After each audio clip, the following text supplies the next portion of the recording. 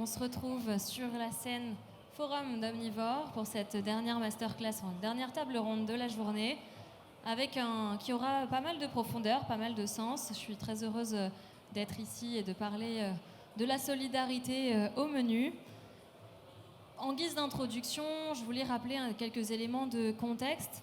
Alors que l'inflation et la tension sociale poursuivent leur pression, nombreuses sont les personnes pour qui le restaurant c'est devenu un petit luxe assez inaccessible. On est ici dans une bulle dans laquelle on ne se rend pas forcément compte des réalités sur le terrain qu'expérimentent nos invités et dont ils vont nous parler. Mais donc les files d'attente de l'aide alimentaire ne désemplissent pas, voire elles grossissent chaque année. Et même les plus gros acteurs du secteur, comme les Restos du Cœur, sont contraints d'appeler à l'aide. Ça a fait l'actu ces derniers jours pour assurer leur survie. Donc dans ce contexte assez morose, j'avoue, je plombe un peu l'ambiance là en début, mais on va voir qu'il y a quand même des bonnes raisons d'espérer, des bonnes raisons d'y croire, notamment grâce à vos initiatives pour essayer de restaurer notre humanité. Un grand merci à tous les trois d'être avec moi. Marie Gérin-Jean, directrice de l'association Ernest. Sébastien Richard, fondateur du République à Marseille, un restaurant solidaire dont on aura l'occasion de parler. Merci d'avoir fait le déplacement. La meilleure ville de France, sans vouloir être chauvine. Et Ousmane Chagmete, responsable du développement au Refugee Food et en charge spécifiquement de l'aide alimentaire. Tous les trois, un petit mot introductif qui parle de votre état intérieur en ce lundi de canicule et par rapport à l'introduction que je viens de dresser. Marie. Bonjour à tous, merci Lorraine. Moi, je suis un petit peu surexcitée en ce lundi parce qu'on ouvre dans 20 jours un restaurant solidaire de 250 mètres carrés. On est en plein dans les travaux. Là, on en est à l'étape de la plomberie carrelage. Donc, c'est un challenge incroyable. Et il va se trouver où ce restaurant? C'est un restaurant et un tiers-lieu, c'est ça? C'est ça. Ça va être dans le 19e, à la sortie du métro Crimée. Et ça va être un énorme challenge à plusieurs niveaux parce que ça va nous permettre de financer l'aide alimentaire, ça va nous permettre de proposer ce qu'on appelle une justice culinaire dans le sens où en fait en faisant de la bistronomie dans notre restaurant, en vendant des bières parisiennes et du café torréfié à Paris, on va financer une aide alimentaire qui sera elle-même de bonne qualité et qui va être distribuée ou dans le quartier ou qui va permettre de financer des colis alimentaires composé de légumes bio et locaux. Donc c'est à la fois un grand enjeu de créer des emplois, de soutenir les producteurs, de faire une offre food intéressante et aussi boisson. On n'oublie pas qu'il faut du vin et de la bière pour être heureux dans ce monde. Et c'est la première fois pour Ernest que vous avez un lieu fixe? C'est la première fois et je compte être peut-être pas enterrée dedans, mais en tout cas prendre ma retraite grâce à ce bail commercial. C'est pas du temporaire pour une fois. On a signé un 369 comme les restaurateurs aiment le dire. Et du coup, là, c'est la surexcitation des travaux, du lancement, tout ça. Donc, la morosité ambiante te coule dessus, quoi. Complètement. Ok, fantastique. Ousmane, de ton côté? Bonjour à toutes et tous. Moi, je suis inquiet et je suis optimiste. Je suis inquiet parce qu'aujourd'hui, il y a une personne sur 5 qui est en insécurité alimentaire en France.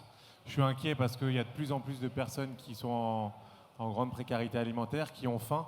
Et on l'a vu cet été, où au Refugee Food, on a produit et distribué en partenariat avec des associations plus de 40 000 repas sur l'aide alimentaire en moins de 2 mois. Et voilà, c'est assez inquiétant et optimiste parce qu'il y a des modèles. Il y a des projets, il y a des personnes qui luttent avec des bénévoles, avec des salariés en insertion, pour justement proposer de nouveaux projets sur l'aide alimentaire, de nouveaux concepts, parce qu'on a un concept sur l'aide, un modèle de l'aide alimentaire qui s'essouffle et qui devient de plus en plus critique.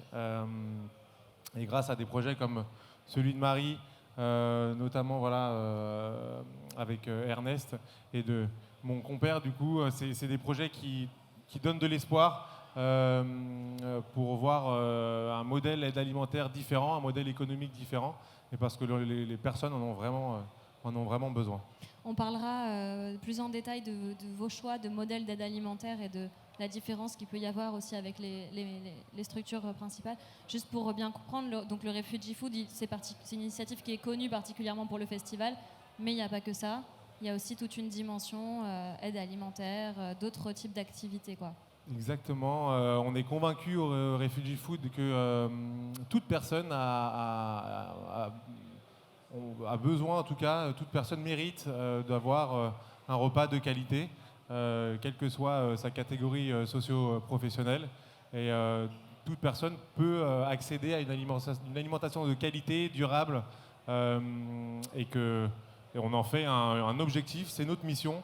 On a une activité de traiteur pour des événements, pour des entreprises, sur un positionnement haut de gamme, mais qui permet aussi d'être le poumon économique du projet et de produire des repas sur l'aide alimentaire et d'avoir cette même exigence. Aruna et toute l'équipe au Refugee Food a la même exigence et produit des repas pour des personnes en grande précarité. C'est Aruna So dont on parle, qui est un chef mauritanien, d'origine mauritanienne, qui a été accompagné par le Refugee Food à son arrivée en France et qui aujourd'hui chapeaute toute la partie traiteur, qui a aussi son resto, qui a 1000 projets que je vous invite à suivre. C'est quelqu'un qui a un profil hyper inspirant, Aruna So, dont on pourra peut-être reparler. Sébastien, de ton côté, ton état intérieur?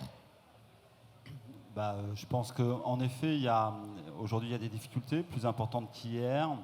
Mais celles d'hier, elles y étaient. Il faut continuer en fait à pouvoir avancer. Moi, je reste plutôt optimiste en fait sur le fait de pouvoir voir aujourd'hui qu'en effet, il y a des modèles différents et qu'il faut regarder ces modèles-là, essaimer un petit peu ce que l'on est en train de faire, de façon à pouvoir montrer que, en effet, tout le monde doit avoir accès aujourd'hui à une nourriture plutôt locale, bio si possible, mais plutôt une nourriture locale, et de façon à pouvoir regarder qu'il y a des modèles économiques qui fonctionnent. Alors évidemment avec une rentabilité différente de celle que l'on peut imaginer dans la restauration et l'hôtellerie classique, mais ça fonctionne plutôt bien, et donc il faut essaimer et prêcher la bonne parole, de voir qu'aujourd'hui, sur le fait de pouvoir nourrir un certain nombre de personnes de façon différente, de former également sur des métiers évidemment qui restent en tension, mais je pense qu'on peut pallier aux deux avec des modèles particuliers. On viendra sur la question de la formation et justement de tout cet enjeu qui est aussi crucial, qui permet d'engager aussi la prochaine génération de cuisiniers et de cuisinières à ces questions. Avant ça, je voulais, Marie, que tu reviennes sur le projet initial d'Ernest. Donc, vous êtes né en 2015, il me semble, avec un système de pour-manger qui est le pendant du pourboire, avant d'élargir les horizons avec l'aide alimentaire, avec un modèle qui vous est propre. Tu peux nous le détailler? Complètement. Donc effectivement, lorsque l'association s'est créée, en 2015, on a lancé une première campagne de collecte de fonds. Et la fondatrice Eva Jorena a le culot d'aller toquer à la porte de tous les bons restaurants parisiens qui faisaient déjà de la belle qualité, une cuisine d'auteur, et de leur dire, écoutez les gars, est-ce que ça vous dit qu'on prenne 50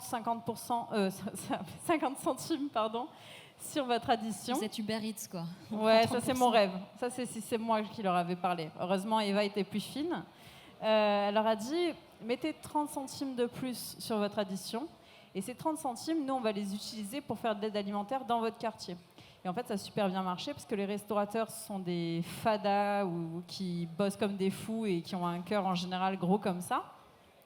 Et ils ont embarqué dans l'idée. Il y a eu 40 restaurants qui ont collecté. On a collecté plus de 40 000 € sur la première année. On a fait une petite teuf à la fin de cette campagne. Cette teuf est devenue un festival qu'on fait chaque année, donc un festival culinaire où on accueille à peu près 1000 personnes maintenant sur chacun de nos festivals. Et Ernest est né comme ça, dans cette idée qu'on pouvait tous, en faisant un petit geste, financer l'aide alimentaire pour quelqu'un d'autre qui habite à côté de chez soi. En travaillant avec les restaurateurs, en discutant avec eux et en voyant leur travail, on s'est dit que c'était important d'aller un peu plus loin.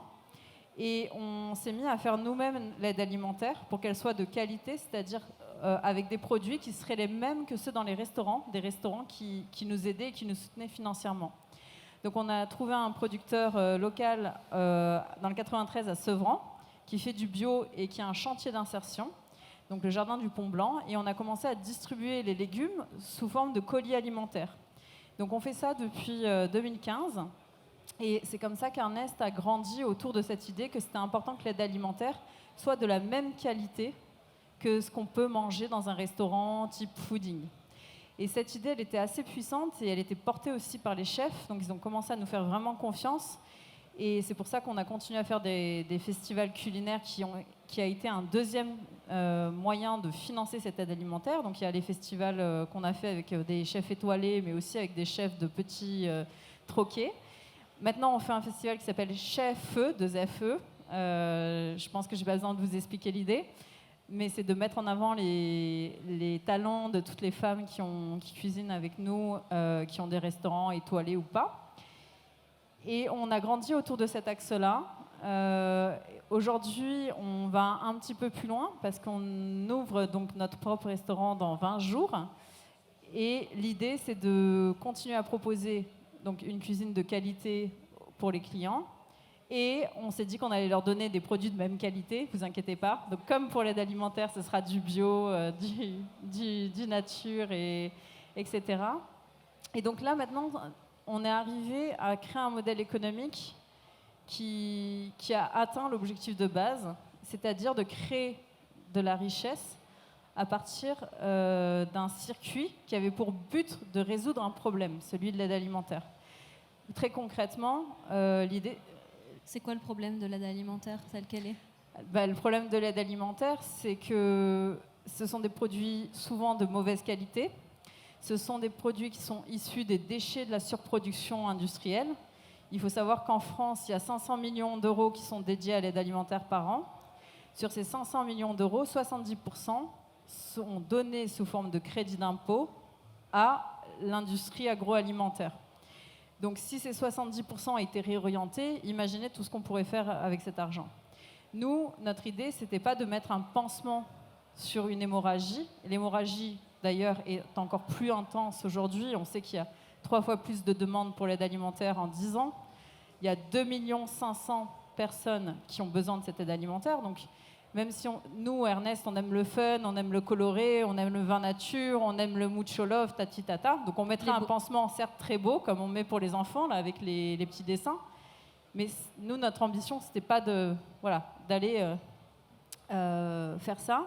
C'était de proposer une solution qui soit structurellement impactante, qui aille mettre des grains de sable dans ce rouage qui broyait des personnes, à notre petite échelle.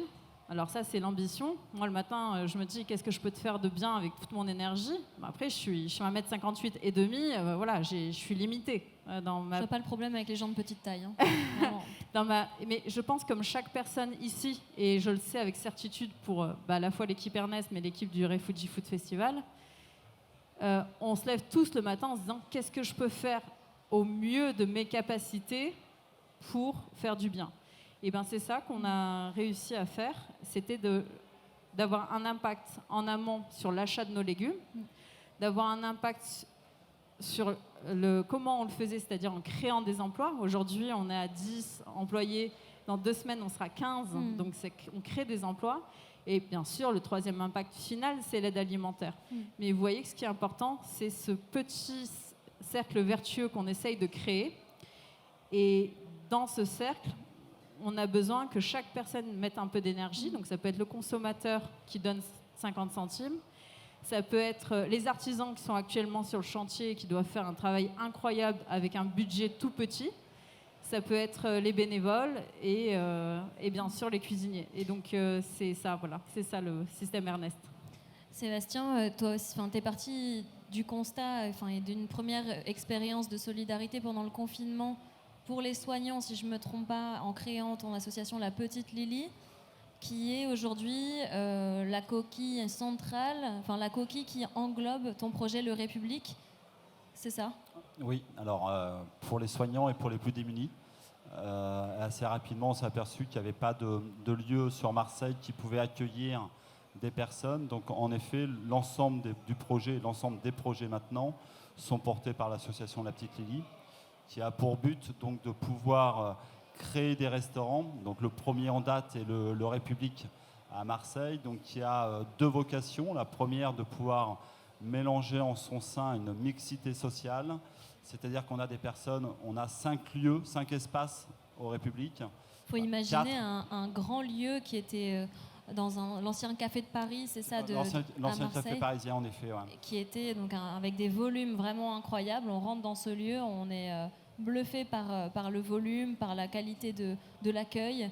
Et qu'est-ce qu'il a donc comme particularité, ton restaurant ? Alors, en effet, le lieu est déjà très beau, avec une belle histoire marseillaise dessus d'ailleurs. En fait, on fait une mixité, c'est-à-dire qu'on donne accès à différents types de personnes. On a dans les 5 lieux sont traités exactement de la même façon. C'est-à-dire qu'on a des personnes qui ont une capacité financière aujourd'hui de dépenser entre 25 et 95 euros suivant les espaces et suivant la prestation. Et d'autres personnes qui viennent par le biais d'associations, des associations caritatives avec qui on conventionne. Aujourd'hui, on a près de 92 associations depuis 1 an et demi.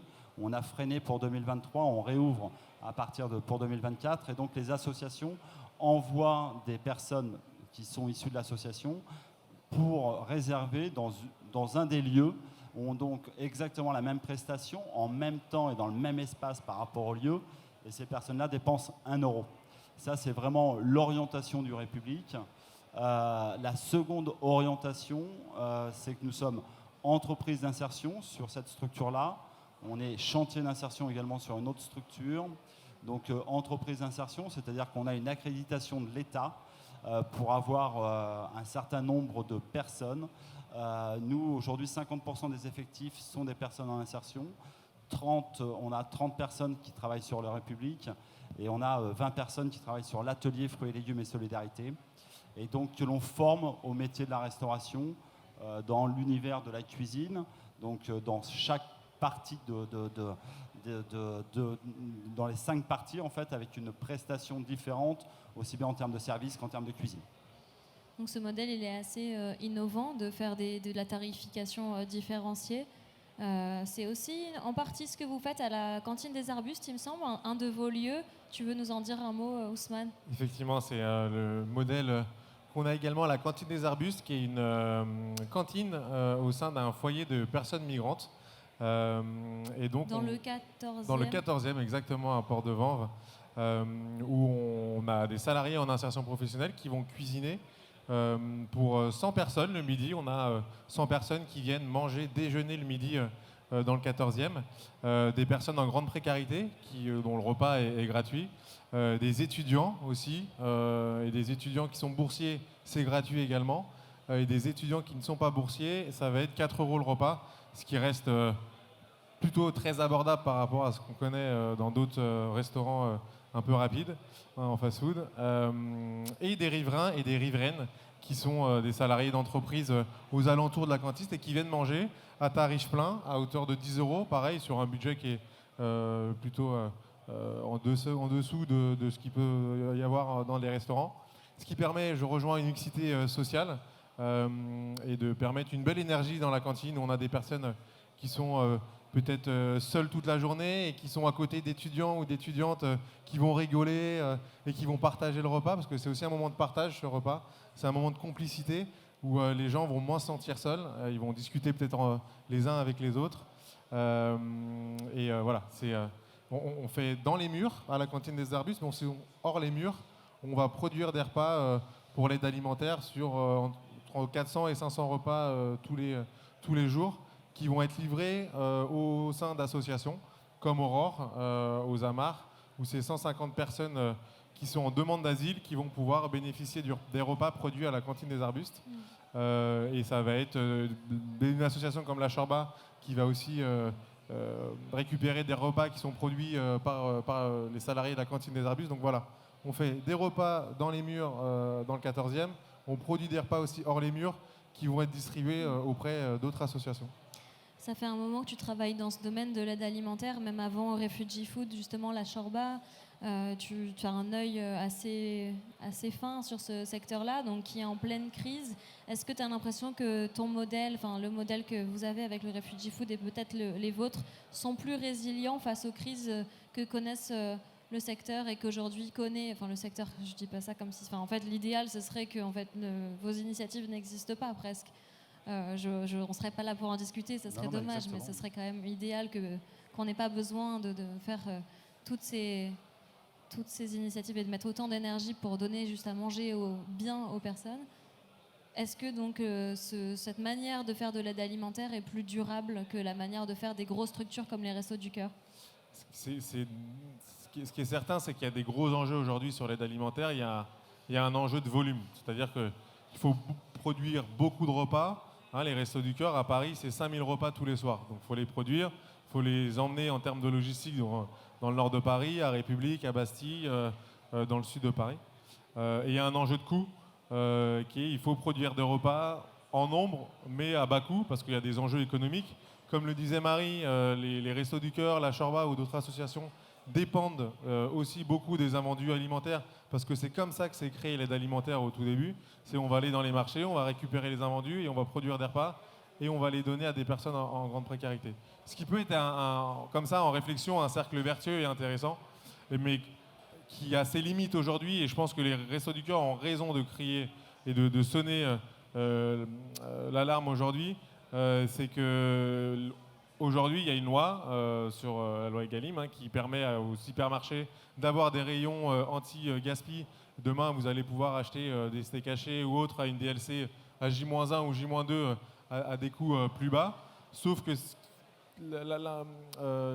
l'inconvénient pour les associations, c'est qu'ils vont encore récupérer des invendus en qualité beaucoup moindre, en quantité également, et où il va y avoir un impact sur la qualité des repas. Aujourd'hui, la Chorba et les Restos du Cœur commencent à acheter davantage des denrées alimentaires, ce qui crée un trou économique, ce qui crée un déficit. C'est 35 millions les Restos du Cœur déficit aujourd'hui. Et c'est pas pour rien. Il y a aussi une augmentation du nombre de personnes en grande précarité. Donc oui, les modèles que Sébastien et Marie et au Refugee Food qu'on propose sont une première réponse. Elles donnent une vision sur ce que peut être l'aide alimentaire plus tard, sur comment est-ce qu'on remet de la dignité aussi dans l'assiette de la personne, dans l'accueil de la personne, et dans c'est pas simplement un ventre à remplir, c'est un moment.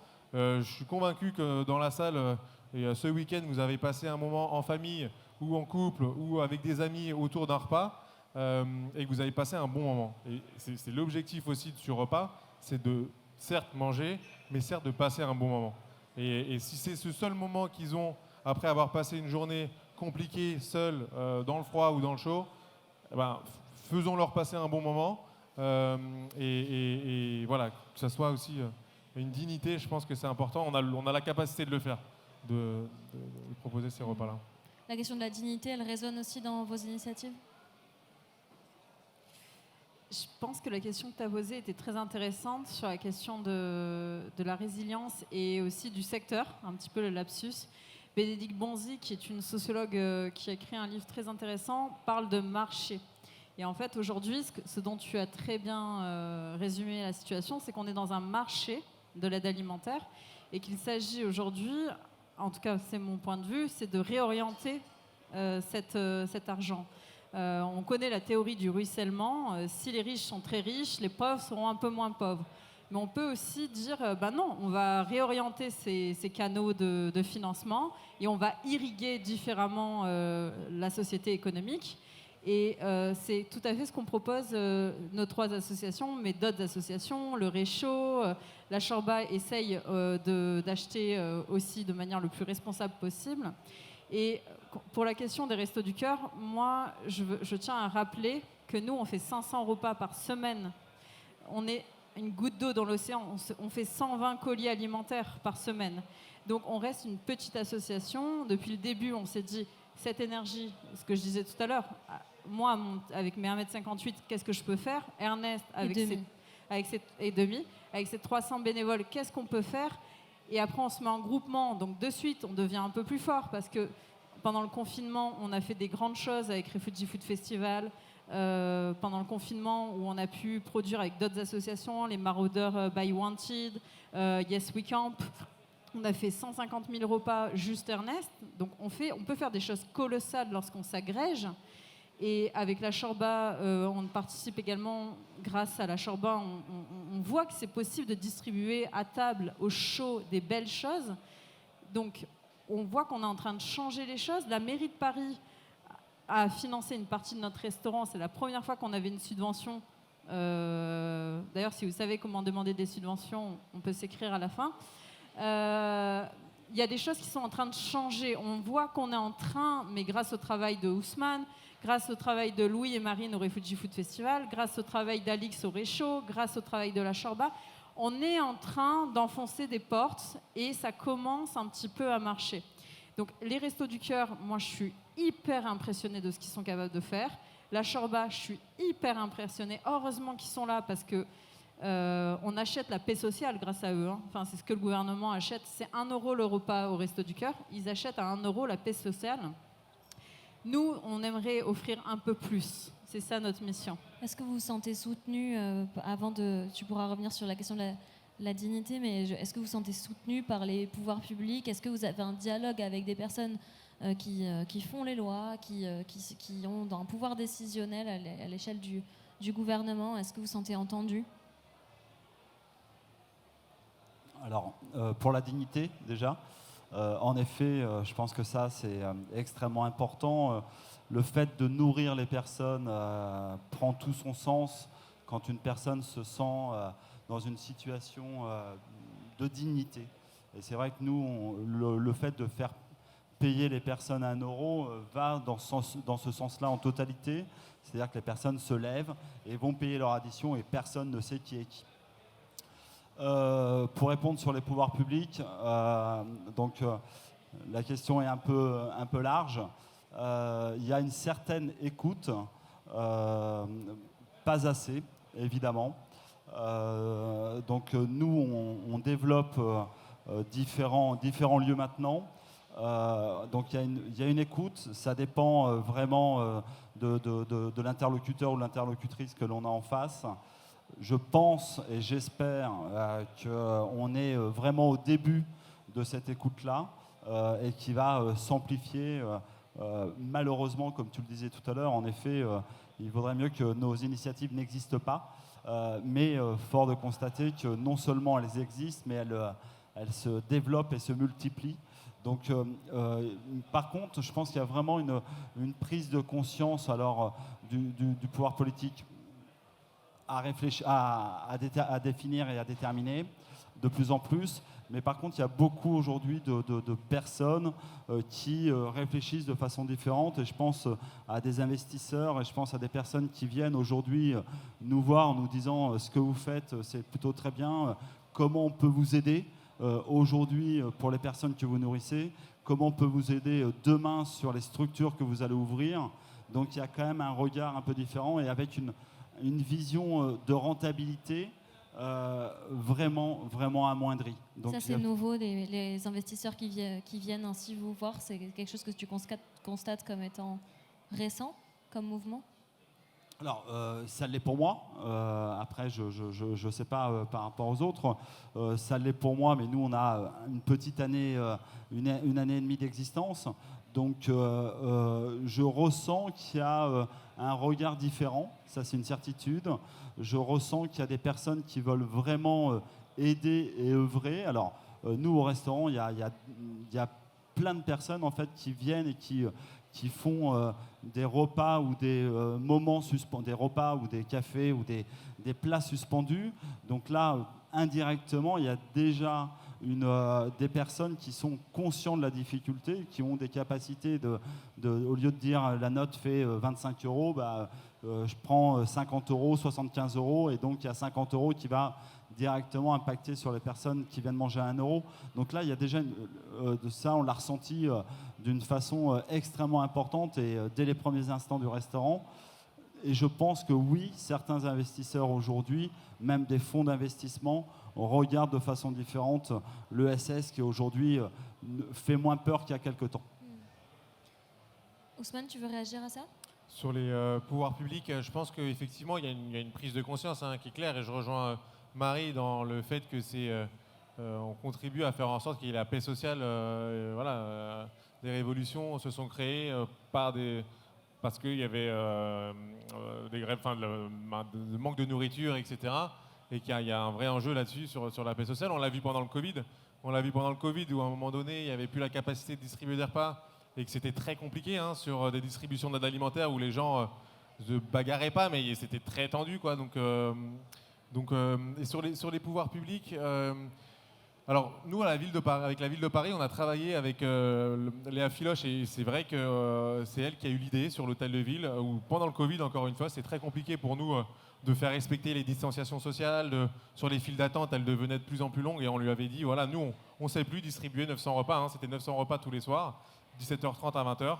Et c'est elle qui nous a dit très bien, on vous propose d'ouvrir la cantine de l'hôtel de ville qui est destinée aux agents de la ville de Paris le midi, qui est leur cantine aux agents de la ville de Paris, mais qui n'est pas utilisée le soir. C'est-à-dire qu'elle est vide, elle est très belle en plus, on est en face de l'hôtel de ville avec une belle décoration. Ok, on vous l'ouvre et on vous laisse les clés de l'hôtel de ville le soir. Nous, on sait produire les repas, on sait les livrer, on sait accueillir les personnes. Ils ont accepté de nous ouvrir. Et du coup, ils ont joué le jeu, pour le coup. Et on accueille tous les hivers, et cet été-là, récemment, 200 à 300 personnes tous les soirs qui viennent manger à l'hôtel de ville. Donc, ils jouent le jeu. On a travaillé avec le Centre Pompidou et la Gaîté Lyrique aussi, qui avaient des salles de disponibles et qui voulaient les mettre à disposition pour des distributions de petits déjeuners, par exemple, où les gens déjeunaient dehors dans le froid après avoir passé une nuit dans le froid. Et bien aujourd'hui, grâce aussi avec la ville de Paris, on a ouvert des salles à la Gaîté Lyrique, au Centre Pompidou, tous les matins, où il y a 100 à 150 personnes qui arrivent au chaud et qui viennent prendre des petits déjeuners au chaud. Avec l'État, c'est pareil, on a des discussions, on avance sur le sujet. Après, il y a toujours un peu de sujet les Restos du Cœur interviennent le dimanche soir, ils sonnent l'alarme, le lundi soir, la ministre annonce 15 millions de budget, alors que sur des centres d'hébergement où on accueille des gens en grande précarité et sur l'aide alimentaire, il diminue de 5% les budgets d'aide alimentaire dans des centres d'hébergement. C'est le jeu politique, c'est comme ça, mais il faut continuer. Il y a pas, voilà, faut rester audible dans notre discussion, dans nos débats avec eux, et que ça reste constructif dans les projets qui se mettent en place.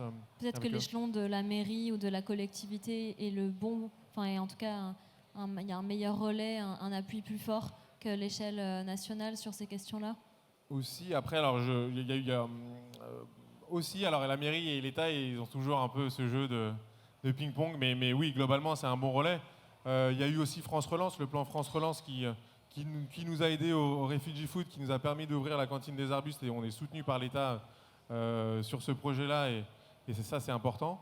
On cherche à le pérenniser, mais voilà. Et donc oui, je pense qu'il faut faire venir les politiques sur nos projets, leur montrer que ça marche, leur montrer que ça existe, et eux-mêmes nous aident aussi et sont porte-parole de nos projets, parce qu'ils savent qu'on est à la limite de quelque chose sur l'aide alimentaire et qu'il y a un renouveau qu'on est en train de recréer et qu'on est en train de créer pour le coup, et qui nous écoutent, quoi.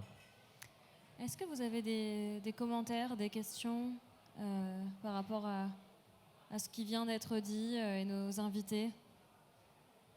Des partages d'expériences éventuellement? Pas pour le moment. Moi, j'avais une question par rapport à vos projets à venir. Donc, Marie, tu nous as dit un mot par rapport au tiers-lieu. Tous les deux aussi, je sais qu'il y a des choses qui sont en train d'être mises en place, notamment aux Républiques. Deux dont j'ai eu les échos et peut-être d'autres que je ne connais pas. La première chose à laquelle je pense, c'est un collectif, le collectif Épices, qui met en lien, parce que Marseille est une ville qui est très associative, dans laquelle il y a énormément, un foisonnement d'associations, et c'est une ville qui est aussi très pauvre, et donc dans laquelle il y a eu déjà un terreau associatif fort pour répondre à ces enjeux d'inégalité sociale. Et avec le collectif Épices, il y a une dimension de se mettre en commun pour favoriser l'insertion par la cuisine. Exactement. Alors oui, tout à fait. Le collectif Épices est tout récent. Il regroupe en fait les 14 structures d'insertion en restauration PACA. Donc il y a différents buts. On a créé il y a vraiment très peu de temps une manifestation où on a produit 5000 couscous dans le cadre de Couscous Festival. Donc le collectif qui fait partie en fait d'un autre projet avec une autre envergure qui est une école de formation, donc qui a pour but de pouvoir former, certifier les personnes qui sont en parcours d'insertion et en chantier d'insertion dans les différentes structures de restauration PACA. Donc en effet, Marseille a un bon nombre d'associations. Je ne sais pas si c'est plus fertile Marseille qu'ailleurs, mais il y a vraiment quelque chose. Et en effet, le République a un petit peu boosté ou un peu bougé les choses. Donc on a différentes phases de développement. Donc la première chose, c'est de créer d'autres restaurants comme le République. Donc on en crée un deuxième qui va ouvrir avant la fin de l'année sur une belle artère de Marseille qui est Canebière, qui a une orientation évidemment d'insertion, mais 100% féminine, avec une cuisine basée exclusivement sur le bassin méditerranéen. On a gagné un appel d'offres sur la ville de Paris, où on ouvre également un autre République qui sera quai de la Râpée, donc de façon à pouvoir montrer un petit peu ce que l'on sait faire. Et donc ce projet d'école qui est un lieu d'application, donc chaque lieu permet de pouvoir former des personnes qui sont en parcours d'insertion. Donc on s'associe avec différentes structures, on s'associe avec l'association Festin qui aujourd'hui porte 3 jolis projets sur Marseille. On s'associe également avec un gros faiseur de l'insertion qui est le groupe Lavarap, qui est, je sais pas, le numéro 1, numéro 2 en France dans l'insertion, qui ne faisait pas de restauration aujourd'hui. Donc on développe avec eux différents lieux, un autre lieu sur Aubagne, de façon à pouvoir vraiment essaimer ce modèle-là. Ousmane, j'ai aussi entendu parler d'un développement du Refugee Food avec la Cité du Refuge. Est-ce que tu veux en dire un mot? C'est le tout début, je crois. C'est ça. On a investi une nouvelle cuisine, pareil, sur un modèle différent. Donc c'est dans un centre d'hébergement d'urgence qui appartient à la Fondation de l'Armée, à la Fondation de l'Armée du Salut, pardon. Et c'est 300 personnes qui sont hébergées. Et il y a une cuisine, parce que les personnes mangent au centre d'hébergement. Il y a un grand réfectoire qui peut accueillir jusqu'à 150 personnes du foyer, du centre d'hébergement. Et donc le Refugee Food a investi les cuisines début mai maintenant et produit les repas tous les midis et tous les soirs pour les personnes hébergées, avec toujours cette même exigence qui est l'approvisionnement. Donc Aruna est très pointilleux sur l'approvisionnement des denrées. Encore lui. Encore lui, hein, c'est pas. Il est partout.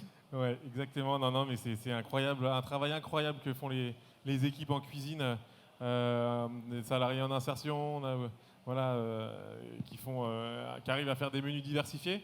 On a accompagné aussi les personnes hébergées sur une conduite de changement sur l'alimentation où, bien sûr, on n'a pas beaucoup de sachets de ketchup et beaucoup de sachets de mayonnaise. D'ailleurs, on n'en a pas, sinon Aruna, il me dirait d'aller ailleurs. Et on propose une autre cuisine qui est appréciée, mais on est là aussi avec les personnes pour les sensibiliser sur le mieux manger, sur pourquoi est-ce qu'on choisit de faire ce type de menu. Et c'est plutôt un très bon retour depuis 4 mois et les personnes sont très contentes de pouvoir y manger. Et l'avantage, c'est qu'on permet aussi d'optimiser cette cuisine, pareil en produisant hors les murs pour l'aide alimentaire notamment. Et ça fait une belle action en cuisine.